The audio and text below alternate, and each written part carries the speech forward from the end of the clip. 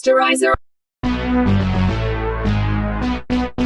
Sanibona kuphathi 67 la siqala khona emzini kaNatalie wayesathi usoyile into eshiyo uJustice ngekathi uNatalie embuzisisa ukuthi uthini. Wathi uJustice ngithi ngabulala uRams ngamgwaza la ebathroom. uNatalie wayedidekile ethi wayenza kanjani leyo nto. Wathi uJustice ngamgwaza ngommese engangiwuthatha ekitchen likamama. Ethi uNatalie wayekuphi uRams. Wathi uJustice wayela endlini eshaweni. Ethi uJustice fonela amaphoyisa khona ngizowatshela ukuze akhiphe uMa ejele. Ethi uNatalie wambulala kanjani ngoba mude mkhulu kunawe. Wathi uJustice anti Natalie fonela amaphoyisa. Wathi uNatalie kuyafana amaphoyisa azokubuza imibuzo njengoba ngikubuza. Wathi uNatalie wangena kanjani. Wathi uJustice wangena eback door. Ethi uJustice ngicela ufonela amaphoyisa khona ezokhipha uMa. Wathi uNatalie Justice wamgwaza nini uRamsey. Wathi uJustice angisakhumbuli. Fonela amaphoyisa akhulula uMa ngoba kambulalanga uRamsey mina ngambulala. Wathi uNatalie okay sengiyahamba ngiyawafonela. Wahamba uNatalie. Wahamba wafika ekamereni lakhe wathatha ifoni yakhe. Wafika wafona esefonela uLushini. Wathi uLushini Natalie baby akusona isikhathi esiright ukukhuluma lesi ngicela ukufonela back. Wathi uNatalie Lushini lokhu kubaluleke kakhulu. Wathi uLushini ngizokufonela ngempela khona into engisephezulu kwayo manje. Wathi uNatalie le nto engikufonelayo nemayelana noJustice kodwa uzama ukuphuthuma la. Wathi uLushini khululeka ngiyeza.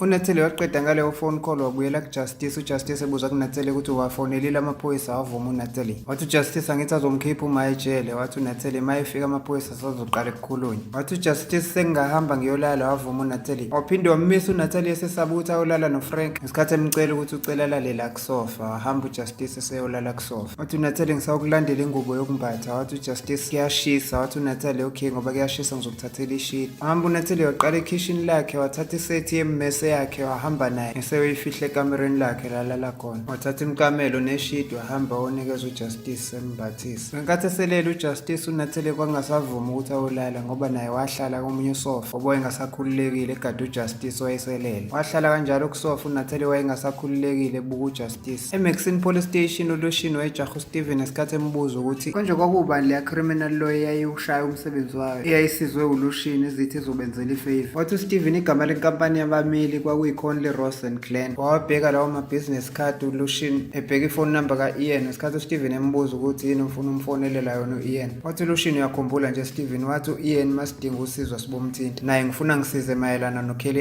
Isaacs. Wathi uSteven namanje Lushini ucanisa uKelly akanacala. Wathi uLushini ngikutshelile Steven ukuthi u-innocent uKelly. Wathi uSteven uthini ngazo zonke izinto eziwubufakazi, handwriting yakhe ebhalwe ephepheni, ibrush lakhe leyinwele, ipeni lasemsebenzini, ummese wasekitchen lakhe. Wathi uLushini lokho Steven ngeke kuze kungivimba ukuthi ngifonele u-Ian ngifuna usizo. Vele wasuka wahamba uSteven washiya uLushini wayesefona ngenkathi efonela u-Ian. U-Ian wayese-restaurant wayiphendula ifoni. uLushini ebuza ukuthi ngabe ngikhuluma no-Ian Glen wavuma u-Ian ethi ngikhuluma nobani. Wazisho ukuthi ngiwuLushini Morgan emaphoyiseni aseMaxine. Ethi uyakhumbula ukuthi saba nedeal nawe mhla ngikusiza ecaleni likaRandall Holmes. Wathi u-Ian okay sengiyakhumbula Lushini wasisiza kakhulu ngingakusiza ngani. Wathi uLushini wathi angibokufonela uma ngicela ungenzele ifavor. Wathi u-Ian namanje ngisasho njalo Lushini wasisiza kakhulu. Wathi uLushini ngidinga usizo nginomngane oboshelwe icala lokubulala futhi ngiyazi ukuthi akanacala. Wathi u-Ian wazi ngani ukuthi anacala. Wathi uLushini ukuthi ngiyamazi futhi ngimazi kakhulu. Wathi u-Ian uphi njengamanje. Wathi uLushini kwi-interrogation room. Wathi u-Ian mtshela ukuthi angakhulumi namuntu. Wathi uLushini already sengimtshelile. Wathi u-Ian okay ngizofika lapho kusasa ekuseni. Wathi uLushini no lo muntu unendodana umfana omncane and lo mfana uhlala nathi ubungeke kuze police station manje. Wathi u-Ian bengizonqaba ukuba omunye umuntu kodwa ngoba wena Lushini khululeka ngiyeza lapho noma ungiphazamise ngisadla nje. Wathi u-Ian ngabe likhona ijaji eli-involved ecaleni lakhe. Wathi uLushini angazi.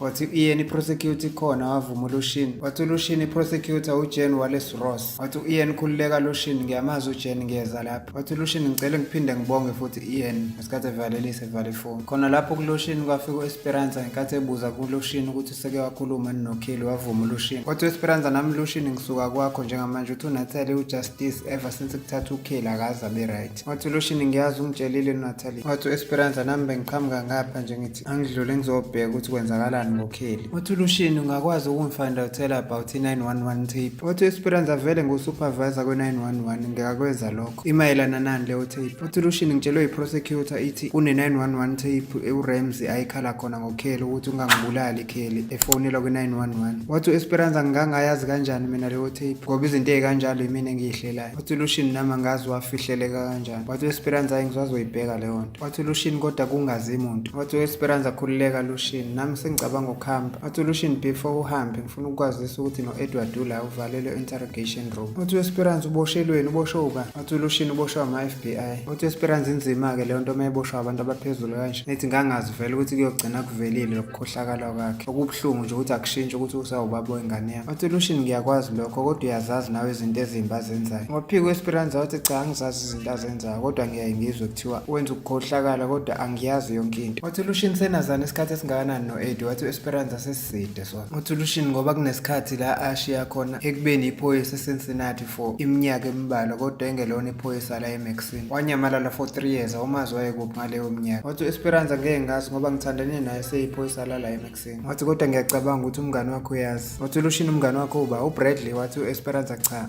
nomunye umngane kwakuthiwa uJonathan Colton ngaleso sikhathi. Wathi uLucian singamthola lapho uJonathan? Wathi u-Esperanza sekuyisikhathi eside kakhulu, into yakudala le, angazi angatholakalapi. Wathi u-Esperanza uvalelwe kuyiphi interrogation room yana u-Edward? uLucian wakhombisa u-Esperanza ukuthi u-Ed uvalelwe yiphi. Wathi uLucian mhlambe wena ngakutshela something. Wathi u-Esperanza kodwa ngikholwa ukuthi khona ngangitshela yona, uyamazi uStabone kanjani. Ekamereni ka-Alex wayelele kwakhala iselfoni kaBradley ngasikhathi ethi uyoyiphendula u-Alex wathola ukuthi uBradley ufonelwa uMarcy. uMarcy wayesalinda ukuphendulwa ebambe ifoni isikhathi eside yayiringi engaphendulwa umuntu. No-Alex wayesayibambe kanjalo engayiphenduli kwaze kwaphuma uBradley wayesebathroom. u-Alex wanika uBradley ifoni, uBradley ayiphendule. Ebuza kuMarcy ukuthi kwenze njani ebusuku kanje. Wathi uMarcy nginenkinga la, ngiphantshelwe ithayi lemoto manje abe-tow truck bathi kungathatha 2 hours ukufika. Wathi uBradley okay ngisendele ilocation ngizoza lapha. Wathi uMarcy okay ngizokusendela ilocation yami. Wathi uBradley ngabe kusafe la ukhona? Wathi uMarcy yakho safe. Wathi uBradley okay ngiyeza nginike few minutes. Wabonga uMarcy wavala ifoni. Eseqedile uBradley wathi u-Alex manje usuyahamba. Wathi uBradley yakuzomela ngihambe, imoto kaMarcy netire flat. Wathi u-Alex iliflat okwangempela mawucabanga. Wavuma uBradley ethi ngeke aqamba amanga. Wathi u-Alex kulungile hamba kodwa inhloso kaMarcy ukuphazamisa ukuthi unami, ethi akungiphathi kahle ukubona uphuma phakathi nobusuku uya kuMarcy. Wathi uBradley ngiyabuya Alex. Wathi u-Alex mawubuya-ke kushuthi asambe nawe sobabili. Wathi uBradley ngoba iy'ngane ngeke zikwazi ukusala zodwa kushuthi kufanele ngithathe iy'ngane siyoyifaka emotweni ngiyivuse embhedeni ngokuthi uzobuhamba nami sihambe sonke sewumndeni indlela ende kangaka for ukuthi nizobukela mina ngishintshe isondo lemoto siphinde sibuye yonke le ndlela ende kangaka siwumndeni sonke sesizolala. Wathi u-Alex bengeke ngivuse iy'ngane kodwa leyo nto bengingayenziswa ukuthi abone nawe uMarcy ukuthi ngowami. Wathi uBradley uyakwazi lokho ngihlale ngimkhumbuza njalo. Wathi u-Alex mina ungangikhumbuza nje lokho. Wathi uBradley Alex uyazi ukuthi lento yethu sisayilungisa so ngicela ungibekezelele ngoba mningi umonakalo owenzile. Wathi u-Alex ngiyakwazi lokho futhi ngiyimisela ukuthi siyilungise lento futhi ngiyisola njalo. Wathi uBradley ngiyazi Alex futhi ngiyakuthanda. Wathi u-Alex kodwa uyazi ukuthi uMarcy ngeke aze ayiyeke lento. Pho akayifonelanga ngani i-tow truck? Wathi uBradley uthe uyifonelile i-tow truck wathi uzothatha about 2 hours. Wathi u-Alex angikukholwa lokho imoto ze-breakdown ishesha kabi uma ngabe khona imoto elimele. Wathi kodwa hamba Bradley uzongifica ngikulindile. Wahamba uBradley wathi hayi ngizobuya manje. Wathi ephuma eminyango uBradley ikhamera kaRandall yasenda imessage efonini. Wavuka uRandall sewubheka ukuthi ubani. uRandall umemeza uBradley embuza ukuthi uyinkukhu yini kanti useqedile njalo fast kanje. Wathi uBradley kodwa uMarcy akakucabangi lokho ngithi ayikhumbula ivideo engikusendele yona yami noMarcy. Wathi uRandall uma ukuthi usuqedile ngiyazi ukuthi uAlex akakenele. Wathi uBradley khululeka usenele. Wathi uRandall ungethukeke uma uthi uyabuya ufike sesendlini yami yamathuluzi ngoba uyithanda kakhulu ende futhi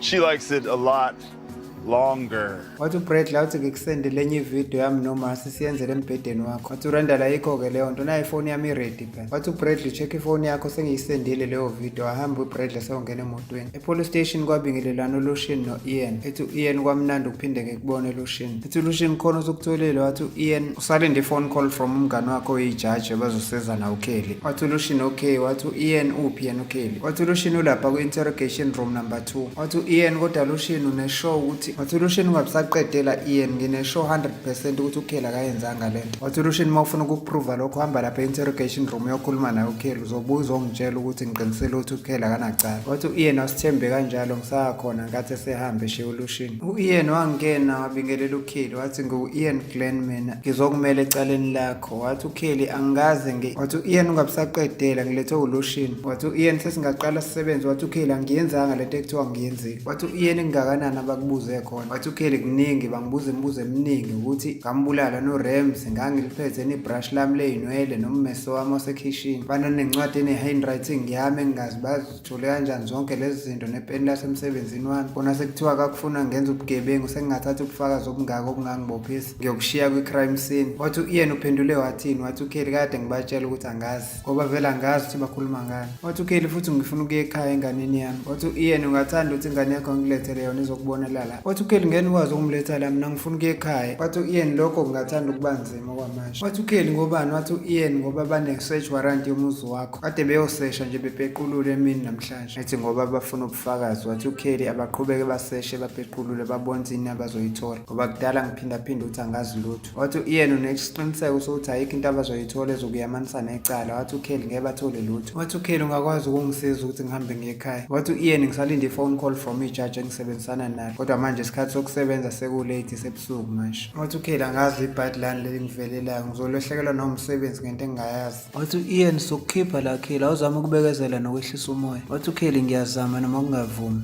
Wathi u-Ian asiyiqale ekuqaleni-ke le nto ngifuna ungitshele yonke into oyaziyo ngalo muntu oshonile. Uma ufuna ngikusize awushiyi lutho kuma-details. Wathi uKelly okay asiqale. U-Alex ngoba ingane yakhe seyabuya wayesayincelisa ngesikhathi ephazanyiswa umsindo we-radio yayikhala kakhulu ngaphandle ebusuku. Wasukuma u-Alex ngenkathi eyobheka ukuthi lo msindo ongaka uqhamukapi. Mayethi uyovula ikhethini uyalunguza wafica ukuthi uRandall uvule iradio yemoto. Imoto eyivule neminyango nebhuthi edansa eme ngakhona emotweni yakhe ebuka khona ewindeni lika-Alex ngesikhathi ehleke ebheke ngakhona ka-Alex ebona emlunguza. Wahamba u-Alex wawubeka ingane ngesikhathi eseyophumela ngaphandle funa ukuyokhuza uRandall ukuthi uba ngumsindo. Wathi uRandall yini phepha le ngoma engiyidlala iyakuchaza yena. Wathi ngikunyusele ivolume ngesikhathi engena emotweni enyusa ivolume. Ethi usungeza-ke sizodansa baby ngesikhathi ecasuka u-Alex ebuyele endlini. Wasala ngaphandle ehleka uRandall ebuza ku-Alex ukuthi wahamba ingoma emnandi kanje. Kwi-interrogation room ka-Edward kwangena u-Esperanza. U-Edward wakhuluma kancane wathi kwangena omunye umuntu oyinkinga kakhulu-ke manje. Wathi u-Esperanza yakubukeka sengathi usuzoya ekhaya lakhe likufanele. Wathi u-Edward njengoba ngihleli la ngibuka lowo mzimba wakho sexy ukuthi angisukume njengamanje ngizokubamba. Wathi u-Esperanza uboshelwani wenzeni? Wathi u-Esperanza uyogcina ngokusho ukuthi ngisexy kodwa wami umzimba ngeke uphinde uthinte. Wathi u-Edward uhlezi ungikhumbuza leyo nto nje kodwa ngiyazi ukuthi one day uzowushintsha umqondo. Wathi u-Esperanza msuku ungiziba wena wenzeni uboshelweni? Wathi u-Edward into ngabe yayenza wena ngaphakamisa leso skate bese ngisitha leya camera ngiphinde ngisithe leya camera ngikukhumbuza ukuthi umsebenzi ngiwenza kanjani. Wathi u-Esperanza yazi ngiserious futhi kuyangicasula ukuthi mina nawe sinengane ndawonye ngendlela oyisilima ngayo. Ethi zibuke nje kumanje awufuni nokungitshela ukuthi uboshelweni. Wathi u-Edward ingoba uthunywa ama-FBI ukuthi uzongisesha. Wathi u-Esperanza ngihlangana nama-FBI ngiwabona pha ama-FBI. Wathi u-Edi ngisho lama-FBI uhlala nawo la ayifihlile uSteven noLushini. Ngifuna ukutshela into obungayazi ukuthi ba ama-FBI la. Wathi u-Esperanza bengithi usilima kancane usilima kwangempela wena. uLushini benoSteven bangaba ama-FBI kanjani? Awuyeke lento oyibhemayo ngoba izokusanganisa. Ngoba into engabe yayenza ngabe ukhuluma iqiniso ngoba ngiyakwazi izinto ozenzile ngokuthi u-Andrew lahlekile ngiyakwazi ukuthi uyamazi ukuthi uphi. Wathi u-Edward angikholwa ukuthi uyisilima sesithathu ukuzongibuza umbuzo owodwa ngoba angimazi lowo Andrew nikhuluma ngayo ukuthi uphi. Wathi u-Edward kunokuthi ngimoshele isikhathi ngcono uthathe lesikhwama sakho uphume la kule interrogation room. Wathi u-Esperanza ngiyahamba vela ngoba uyisilima waphuma wahamba u-Esperanza. Uthe sephumele ngaphandle u-Esperanza ehlangana noLushini. Wathi u-Esperanza bengikutshelile nasekuqaleni ukuthi uStabone lo akafuni ukungitshela lutho. Wathi uLushini kuzoba inkinga-ke lokho. Wathi u-Esperanza nami ngisacabanga ukuhamba zobe ngikubone Lushini. Wahamba u-Esperanza wasala kukhala ifoni kaLushini ngenkathi eyiphendula. uLushini wayefonelwa u-Alex ngenkathi ethi u-Alex, Lushini ngiyacela ungenzele ifavor uma ungakwazi. Wathi uLushini ngingakwenzela leyo favor uma ukuthi nawe ungangenzela ifavor ukuthi uyeke ukuhamba utshela abantu ukuthi ngubaba waleyo ngane yakho. Wathi u-Alex ngiyaxolisa Lushini kodwa akusimini uRandall wahamba etshela abantu leyo nto. Wathi uLushini okay ngizokhuluma noRandall. Wathi u-Alex njengoba sikhuluma yawuzwa umsindo we-radio edlalayo. U-Alex esusa ifoni endlebeni ezama ukulalela uLushini i-radio yayidlala. Washo uLushini ukuthi ya ngiyayizwa leyo radio ekhalayo. Wathi uLushini leyo radio bengithi idlala lapha endlini yakho. Wathi u-Alex uRandall bengiqeda kulalisa ingane manje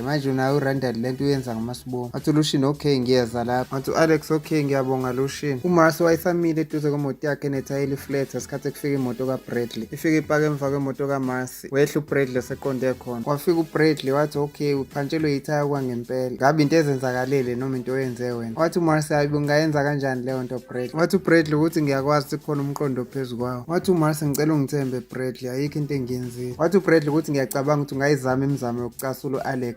Wathi uMarcy bengingekho nakuleyo ngqondo. Wathi uMarcy ubunaye vele. Wathi uBradley yangiphuma kuyena namanje. Wathi uMarcy unjani yena uright, wathi uBradley ngicela singakhulumi ngaye. Isikhathi sehambe uthatha uJack ebhutini etshela uMarcy ukuthi uAlex akaphathekanga kahle ukuthi ufonile. Wathi uMarcy bekufanele ngenze njani ngoba uRandall ujwayele ukwenza lento futhi bengeke ngikwazi ukufonela uRandall. Wathi uBradley pho yini ifoni ngoba sengino-Alex. Wathi uMarcy okay fine ngeke ngiphinde ngikufonele late futhi uma uno-Alex ngicela ungishintshele isondo ngihambe. Ethi uMarcy manje usuzobuyela khona vele. Wathi uBradley angishongo kanjalo Marcy futhi ngisazama ukulungisa izinto futhi into zami zokugqoka uyazi ukuthi zisendlini yami nawe. Wathi uBradley kodwa ke mawufuna ngisho njalo vele ngilungisa izinto ukuthi ngigcine sengibuyele khona. Wathi uMarcy mina ngizoba njani ke? Wathi uBradley uzoba right Marcy. uBradley waqala lapho esesebenza ezama ukushintsha isondo lika Marcy. Mase siya kuRandall wayesadlala iradio kakhulu emotini yakhe esadansa engayekile. Kwafika imoto kaLushini yafika yazopaka lapho ngesikhathi ehlo Lushini. uRandall engayekile ukudansa ngekathi uLushini ememeza uRandall. Lothi akacisha iradio noma ehlisi. Wabuza uRandall ukuthi ngikwenzeleni lokho. Wathi uLushini i-public disturbance le abantu balele kusebusuku. uRandall wamemeza wathi angikuzwa uzwakala ingoma yami iyadlala la. Wathi uLushini ngabe ufuna ukuboshwa Randall uboshwe le-public disturbance. Wathi uRandall hey awuzwakali kahle ngikutshelile ukuthi angikuzwa. Wamziba uRandall wayeqhubeka nokudansa wahamba uLushini wayocisha iradio emotweni. Wathi uRandall wenzani manje Lushini ngiyayithanda leyo ngoma. Wathi uLushini qhubeka nalento yakho ngoba uzogcina ejele. Wathi uRandall ngizobe ngiboshelwani. Wathi uLushini ngikutshelile ngathi i-public disturbance lo yenzayo. Wathi uLushini ngizohamba manje ke ngizwe ngithe uphinde wabanga umsindo ngeradio ngiyakuvalela. Wathi uRandall yini ngiphazamise uma wengane yakho wena ngoba ingane kaAlex ifana nawe. Wathi uLushini akuyona ingane yami le. Wathi uRandall phoma kungeyona yakho bababwayo. Wathi uLushini ayikho into engizoyikhuluma nawe uyahlanya wena kodwa ngithi hlukana noAlex. Wathi uRandall uzongenzani? Wathi uLushini uzobona wena. Wasuka lapho uLushini wahamba esendlini kaAlex. Wanokho eminyango uLushini uAlex wamvulela wangena uLushini. Wathi uAlex ngiyabonga kakhulu Lushini ukuthi ugcine icishile. Wathi uAlex Lushini mawucabanga ngingenze njani esimeni somuntu ofana noRandall. Wathi uLushini akukho ongakwenza ngaphandle kokumziba ungamnaki. Wathi uAlex akulula ukumziba lo muntu ngoba kumanje ufuna nokuyongibophisa ukuthi ngambezela abazali bami. Wathi uLushini wena wakwenza lokho wavuma uAlex. Wathi uLushini yazi Alex ukuthi ungaboshwa ngempela uboshele leyo. Wathi uAlex ngiyazi futhi ngiyayisola kodwa at least kungcono ngoba uRandall uright akafani. Wathi uLushini kodwa ngikholwa ukuthi khona into azoyenza uRandall ngoba kube kuthiwa khona into ayefuna ukuyenza ngabe kade ayenza. Uyakwazi ukuthi ula ujabulela ukukuhlukumeza nje ukuthi uphatheke kabi ngoba ula emzini wakho. Into ayijabulelayo yena ukukuhlukumeza kunokuthi akubone usejele uboshiwe. uRandall wakhipha iselfone wasendela uNatalie imessage ethi indoda yenu nino-Alex namhlanje ilele kuma wengane yayo uAlex.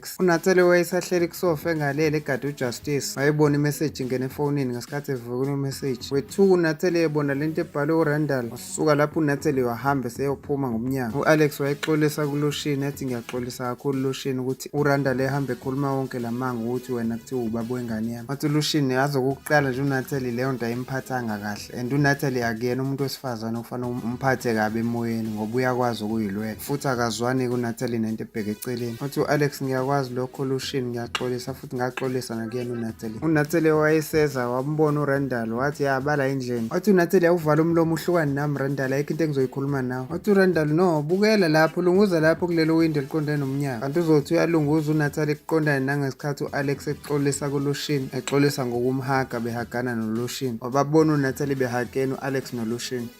Siyayibeka lapha namhlanje ungaphuthelwa episode elandelayo upload kungekudala.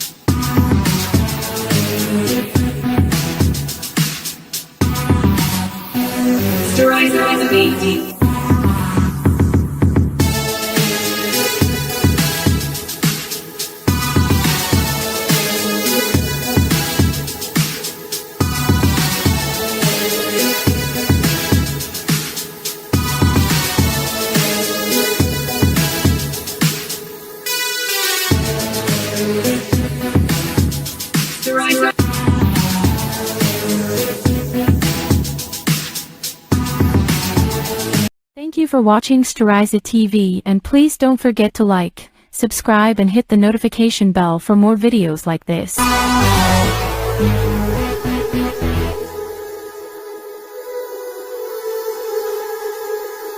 Styriza TV.